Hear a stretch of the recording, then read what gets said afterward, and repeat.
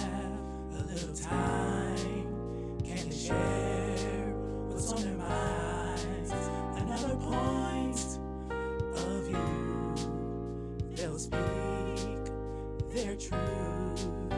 They'll make you laugh. They'll make you smile. It's the Marlows with Mike and Anthony. It's the Marlows. It's the Marlows. It's the Marlows with Mike and Anthony. It's the Marlows. It's the Marlows. It's the Marlows with Mike and Anthony. Hello, everybody, and welcome to this week's episode of the Marlows. I'm Mike. I'm Anthony, and we're the Marlows. So this week, we want to share our points of view and our take on how much of a different world it is right now. Right. So if you are a parent, an uncle, aunt, and you have a teenager, a niece, nephew, son, daughter, this will be a good episode for you to bring them in and get our take on how different things have changed, and they will know for sure that you have not been lying and exaggerating.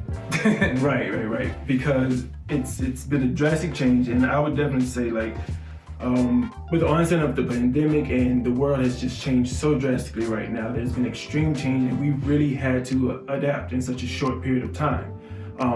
Even for us in this past year, one example can be how we decided to get married. And we had to do our marriage license, but it was all virtual. Yeah, we had to do a Zoom call, we had to hold up the phone and do things so that the lady could actually watch us sign and everything. So it's, we've reached a point where you don't even have to leave the house to be productive. Right, basically. And they did this all within a year. Like, that's crazy. It's just mind-boggling how there's things that you could not do at all without leaving your house. And now it's like, it's just second nature now. Exactly. Right. And that's just within the span of 1 year. Right. So, and as we were talking about this, we kind of looked at that and we talked about the broader view. Mm-hmm. I think that's an idea you had. Yeah, it's like panning out is like they have all these advances in technology just in this last year, but the world has changed so much just in the last 20 years as well, like from the time we were kids to like now, and like it's almost as if the pace is equivalent. I'm sorry, not equivalent. The amount of changes is equivalent to the amount that was done in 20 years. If that makes sense. Right. I hope that was clear. And I think we'll clear that up as we talk through everything. But so like what? Okay, let's be real. We're gonna pull our notes out because there's so much we want to talk about. We don't want to miss. Honestly, I'm 37 years old at this point now. Some things I totally forgot about. So everyday living. Okay, simple. No phones. Right. Everything was landline. Exactly. You said have answering machines. That's right. And the answering machines actually had like the tapes. Yeah, they actually had the tape recorder. The answering machine tapes you had to buy and everything. It was so crazy. There was no call waiting. So if you was on the phone and somebody called you and you were already on the phone, somebody else tried to call you, they would just get a busy signal like, right. And it's like, when you were out, you were out. Like, nobody had cell phones. There was no such thing. There was pay phones. If you really had to use a phone, you had to go over change. You had to find a phone first of all, or hope that a business or establishment would allow you to use their phone. Right. But it's like when you were out, you were out. So you literally had to let everybody know what you were doing. Like, call, say, hey, I'm on my way here. Right. On my way out to here to whatever. It's right. Like, you can't fathom like leaving the house now without your cell phone. Right, and it's so crazy. And then another thing that we've got so accustomed to with our cell phones is like how you just snap a picture and you send it. Mm-hmm. Oh, look at what so-and-so did, send. Back in the day, like if you had a physical photograph and you wanted a copy of that physical photograph, you had to take another camera and take a picture of that photograph, or find somebody that had a copying machine, or period. Actually, just taking pictures. Period. Right. It's like you just like you got a photograph. Well, I'm sorry, but it's like. No, it's like if you want to take a picture, like you actually had to have a camera. And it's so funny because I still remember when disposable cameras came out. That was like so huge. Oh my God, get a disposable camera, because you could just go get a camera from the CVS, or there wasn't CVS, it was Eckerd's or whatever. Right. And pick up a camera from, I don't know how much it was, like $5 maybe, I don't know. But you buy a camera and you take a picture and you go back to there and you's like, I have pictures here, and they would take it and they would develop your pictures and you wait however long they say it's gonna take, and then you get the pictures. And then if they suck, they suck. Like there's no way for you to tell if the picture was good or not. Get everybody back together and you just took 30 trashy pictures. Right. And God What else we got here? don't I'm sorry. expose. What else we got? No, that's fine. If you talk about TV. Now, mind you, I'm sorry. Am I taking over again? Yeah, go ahead. TV, it was crazy because there was only a few channels. Yeah, right. And when something came on, it came on. And if you missed it, you just missed it. It was like if you wanted to see it again, you had to record it on VHS tapes. Right. And the advancement in technology then was when your VHS recorder could be set, like programmed or whatever. Oh yeah, because you said with your TV or saying, I remember the time of day, that was like, right. Like, you can set your VCR to start recording at 5 o'clock when your favorite show came on. Right, so you couldn't miss Oprah. Right, and soap operas, like that was the only thing that was always new. So if you missed soap operas, that was it. You missed it. And for sitcoms or shows that came on, if you missed that episode, you have to wait till the summertime. Oh yeah, when they show reruns because when the season would end like around May, June, and then all they play all summer long was just reruns. Right. So it's like, but I guess because back then nobody was really home during the summer, like people didn't stick around and stay around the TVs. Right. I guess we're doing that now because of the pandemic. We don't have a choice. What at least there was no kid shows. Like that's right. All you had was PBS. Oh yeah. So whatever whatever was on PBS, which was Sesame Street, Mr. Rogers, and whatever else stuff. All these used to come on PBS. It used to, yeah. But that was like more in the later 90s or whatever. Yeah. Still, like, and then that's when PBS would go off, like at 11:30 p.m. or whatever. They'll start waving the American flag. They'll sing the national anthem and static. So, and with regards to not having a phone, like you probably ask like, how'd y'all get around? Like, because you use your phones, like, well, all you just say, give me your address. Right. They'll ping you their address. That's what I was about to say, ping the address. And then the phone will tell you how to get there, whatever mode of transportation, whether it's car, train. They even give you a couple options. Yeah, they give you options. Now it's like, back then though. Back then, like, if you was going to somebody and say, give me your address, if you know where to live, they literally would have to tell, you'd have to be like, hold on girl, let me get a pen. Get a napkin and paper. Right, I say, so once you get, you know how to get to Sharon Avenue, right? Okay, once you get to Sharon Avenue, you're going to go, and you're going to go, and you're going to go. You're going too far, and they'll tell you streets to whatever turn on, and then that's how you would get to somebody's house or get to wherever. And so it wasn't, and then it was a big deal when the internet came out because you could MapQuest. Exactly. You could lose people didn't have to tell you how to get to anywhere, so you just look it up.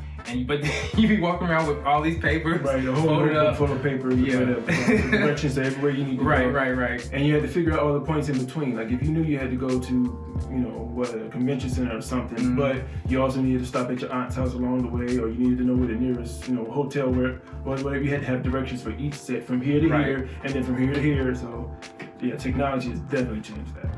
And then what's funny? Well, going back to the fact that it said like over the summer. There was nothing on TV. Right. And I was like, I guess maybe we were more active back then. And I think we were. Yeah, because I remember just always being outside. Like, and you would leave at the house in the morning and you wouldn't come back till the lights came on. So which was later in the day because it was the summer. But that makes the question like, do kids get in the same type of trouble we got into? Right. Like, the type of stuff we got in trouble for was like, I don't know, not getting in the house in time enough because, the light wasn't on or being in someone else's yard that you wasn't supposed to be in. Right. It was like stupid stuff. Right. Or playing in the creek or stuff. Well, not really playing in the creek, but I don't know. It was like I was always getting in trouble for doing stupid stuff. But it's always something related to being outside. Right. Like it just. Yeah.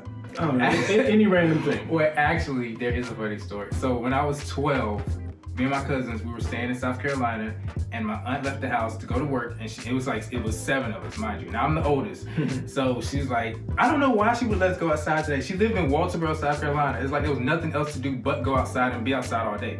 So it was like, she said, don't leave the house, and we was like, okay, but our uncle was there, and she said, but don't bother him because he's sleepy, he got to work, whatever. So we all sitting in the house, and remind you, there's nothing on TV because it's the 90s. All there is music videos, and that was a good thing, though. Yeah, they had actually played music, you watch music videos all day. It was a real thing. Right, but it's like she said, don't leave the house. So we was like sitting there.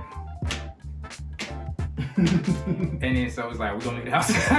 Right. We leaving this? It was like, we could ask our uncle, so we're knocking on the door. Knock. He didn't answer. And we kept knocking. He didn't answer. So my cousin says, well, he didn't say nothing, so that means yes. Right. And it was like, we didn't need no convincing at all. So we left out the house. And then cut to it, this little town has one main street. So mind you, again, I told you I was the oldest, and I'm trying to wrangle 6 other cousins across the street during their rush hour, which was like 5 o'clock. And long short of it is, I end up getting hit by a car. I get hit by a car, and I jumped up because I was like, my first thought was, oh my God, my aunt is going to kill me. Right. Forget getting hit by a car. The immediate panic. I was like, there was nothing. I jumped. I was like, oh my God. And I was like, we gotta go now. So we tried, and the man and his wife, they was like, oh my God, are you okay? It was like, we're fine. So I got a call. I was like, do not call anybody. We begged them not to call nobody. Right. No, I got a similar one. Like, I remember hanging out. Wait, no, I gotta finish. So, because he said, but anyway, my aunt comes to the scene. My uncle comes to me. My uncle said, I told you. I'm like, no, you didn't, nigga. You didn't tell us to do anything. And okay, so to sum it up, we all got whoopings when we got back to the house. Me, I got hit by a car, but I ended up getting whooping too. So it was like, you couldn't win for losing. I guess we shouldn't have left at the house. I guess my aunt had her intuition, or I don't know, maybe her spirit was telling her, I don't know, but yeah, that's the type of trouble we get into, sneaking out the house to go. We was just trying to go to the park. That's right. all. You know, I think that was a common thing back then, where like, you know, the thing was, don't call my parents. Right. Please, whatever you do not call my parents. Mama. Like, I remember I was hanging out with some, young, playing around with some kids or whatever. I think we ended up in a lot or something that we wasn't supposed to be in. The lady came out there and like, what are you gonna do now? Yeah, I'm gonna call your parents or whatever. Like, me and 2 or 3 of the other guys were like, no, please, just call the police. Like, see, my case, we didn't want to call nobody. It was like, I was like, I'm good. We are good. We're good here. You will never see me again. So I don't even live in this town. Because if my mom find out whose house we got, like, yeah, no. So yeah. Well, yeah. So that's that. But that brings us to what would you have about young generations being smarter? Basically, so it's like because young generations today are smarter because of all the technology that is available just at our fingertips. Mm-hmm. So it's like it's no way to really kind of like grasp like how far advanced they're going to get, because even the way they're educated nowadays is so much different from the way that we were educated.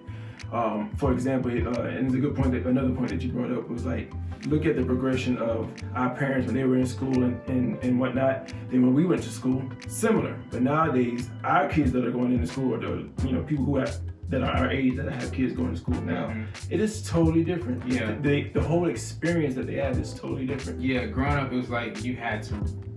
You literally had to read. Right. And I'm not talking about and there was no internet. There wasn't. So when you wrote papers, you had to go to the library and check out books and read them and then reference them. Right. Or it's like and you use the card catalog. Oh yeah, it was card catalog. Oh my God! And there was a whole lesson on how to use the card catalog at the library. Right. So you can find the books you want. Exactly. And even my senior year in high school, it was like I had to do my senior project, write a senior essay. It's like I had to go to the library and check out books and read them and reference them in my notes and everything. Right. In my paper. The citation. Yeah, you get to cite everything. What else? It was just different growing because it was. I know. Go ahead. No, go ahead. And I know one thing that's different is cursive, like because your legibility was a metric in how you got graded, like how legible was it, and you had to have great or perfect cursive. Like I'm learning now, kids don't even learn cursive. Yeah, I heard that they don't teach it anymore. That's I learned crazy. it in third. It was like, but that's going back to the point. Is like I remember in third grade I learned cursive. My mother learned cursive in third grade too. They told me, I learned cursive in third grade too. Third grade. Things didn't really. I'm not going to say they didn't progress, but they didn't progress as fast, as rapidly as they did the last 20 years. The milestones were relatively the same. Like you said, learning cursive in third grade was relatively the same. Other things like me and my mother went to the same high school, and what she had to do to pass one particular teacher's class was the exact same thing that I had to do to pass that teacher's class. And that's because, although the internet was around when I went to that particular teacher, she still expected a handwritten paper with, newspapers and actual books. Oh, yeah. And we used to do collages, and you'd have to actually buy magazines. And y'all still do that? That's something y'all gotta let us know. We don't know what actually the curriculum is for kids. Now, I just know they do I had a little cousin. Well, yeah, now it's virtual, but even before, it's like everything was computerized or whatever. Like I had a little cousin. She was writing her paper to get into to apply for college. I said, "Well, send it to me. I'll review it to me." And she sent it, and it was like a long text.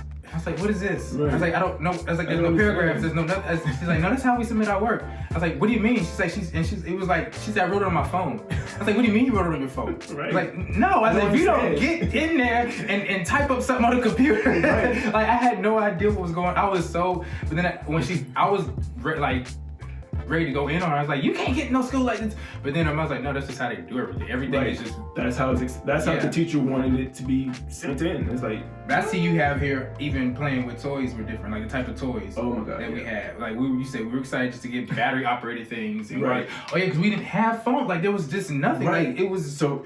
Christmas Day or whatever, is like you would get all these toys or whatever, and the next big thing was, I'm sorry, let me back up. It would be exciting when you start opening up gifts and you see that you get a big box of batteries because you're like, oh my God, what did I get? Like I like 10 D batteries, right?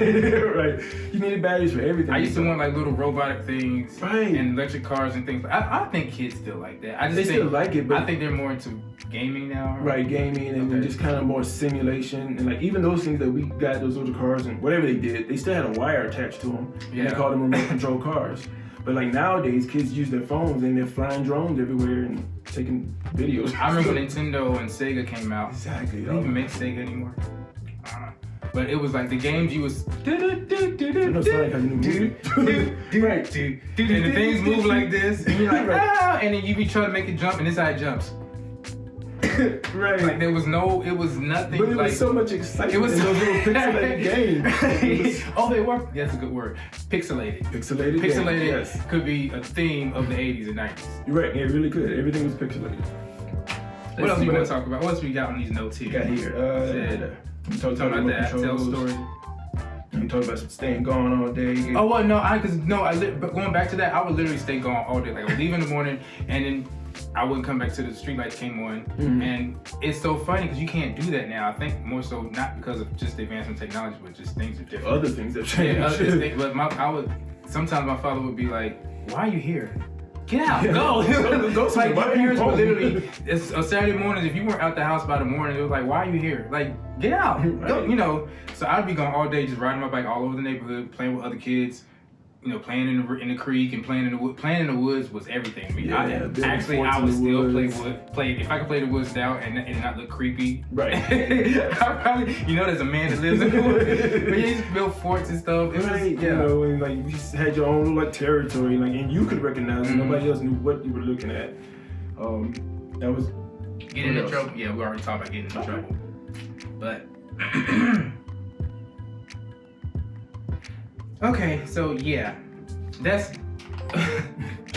I'm saying okay, yeah, because there's always a point or a message or underlying whatever to everything we're talking about. And the thing is that things are changing and things will always change. Right. But at the same time, things at the core never change. Right. It's the same. Right. So if, for instance, like, to know your history is to know how to proceed and know how to respond. Like, again, this pandemic hit literally almost 100 years after the last pandemic, which was 1918, and you can see how the response people, you may look at things and like, oh wow, I wonder how my parents or how my ancestors survived this. Exactly. I'm like, you're living through an example now. Right now. Like, people who aren't taking precaution or aren't being safe, and then end up with COVID and die. Not putting that out there, but I'm just saying, you see how things progress. Things have not changed. Like, people are still the same at the core, but technology has helped us to better adapt if you utilize it, and has given us so much access to information that it's really absolutely ridiculous for anybody to be ill-informed in this time. Like, whatever you want to know, it's right there. And sometimes you wish you didn't know. Yeah. Like, there were times, like, it's funny, we were actually working on some of the first episodes of this show, and we were into, like, really focused, and we're seeing, Capitol breached. Yeah, whatever. No, gunshots, guns drawn. Like, what? Right. Like, what am I saying? How did this happen? How did we already know this? It's right. It's as it's happening. You get happening. And back in the day, you didn't get anything. It would be you'll find out. 6 o'clock news. 6 o'clock news. Right. If it didn't happen during the day. Right. I'm sorry. If it happened during the day, you find about at 6 o'clock. If it happened that night, you might hear about it on 11 o'clock news, but otherwise you won't hear about it until the next morning. Right. So it's the morning news update.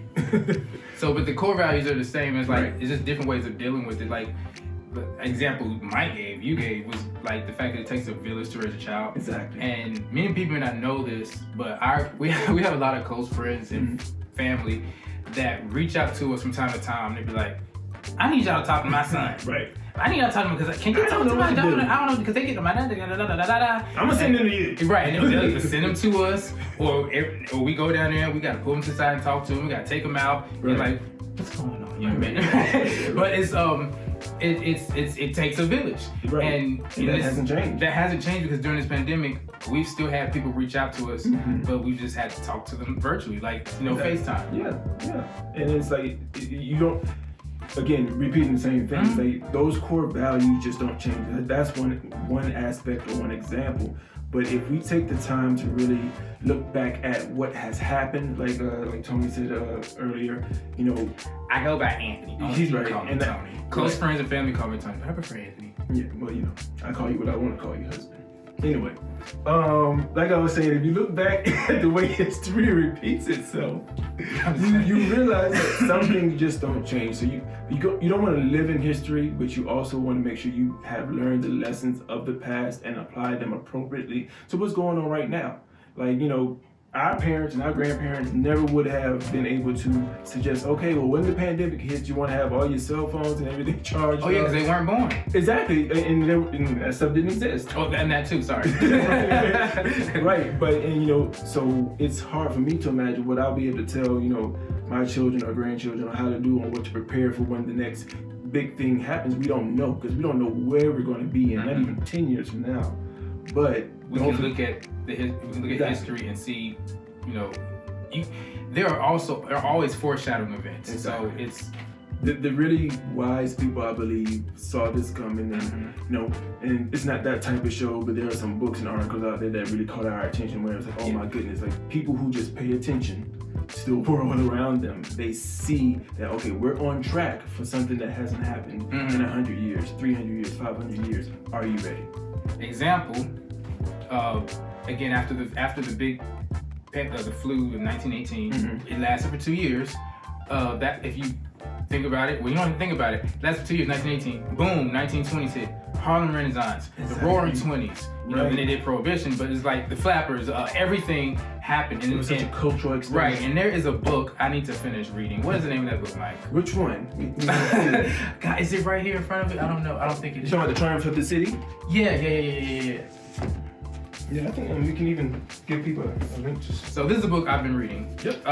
Triumph of the City, and it talks about this. Even the other pandemics that have happened in the world, every time a pandemic happens, after it's over, there's a boom, there's a renaissance of creativity and art and music and whatever else, and it's going to be the same thing now. It's like because people have been like just locked in, and people who have been locked in, who have creative, or who have those capabilities tap into that, and we don't know what's to come in the 2020s. Right. But I'm very excited to see. It's very intriguing and excited to see what's going to happen, because the collision of the creative people that have been kind of unable to create or express their creativity, along with all of this technology advancement we've been talking about, those two things merging together. And the things we've gone on socioeconomic it's politics. Right, all of that stuff. Like you have, and it's a good thing to be excited about Biden being president with the Democrat House and Senate, because we don't know how long it's going to last, but at least for 2 years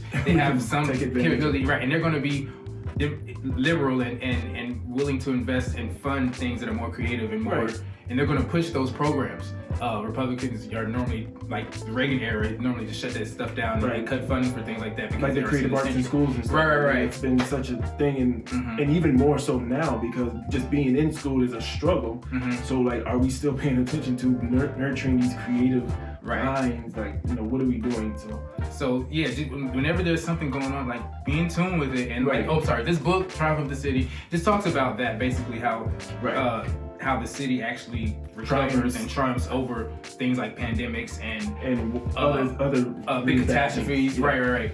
Because it's kind of like a catalyst to an explosion of creativity. It's almost like the will of the people. Yeah. It's like the human nature, almost kind of like what Darwin's survival of the fittest, adaptation. And a few of those notes from our last video talking about how Black people survived and everything. You find a way. You find a way. It's the will of the people. Human nature is to survive. Right. So no matter how bad it gets, You know, right now, those of you that are watching this, you're surviving, we're surviving. We figured it out thus far. It's not always easy, but you know, we'll learn from the past. You have to. I mean, otherwise you're gonna keep making the same mistakes. Right. I mean, it's if you look at it, it's just really obvious. Like things just, it's a cycle. It's a never-ending cycle. Right. There's nothing new under the sun. As it's So put. I think our responsibility is, and what we always try to do is be aware of those changes and then make sure we put in the work to be on the good side of all these future changes that are to come. It's the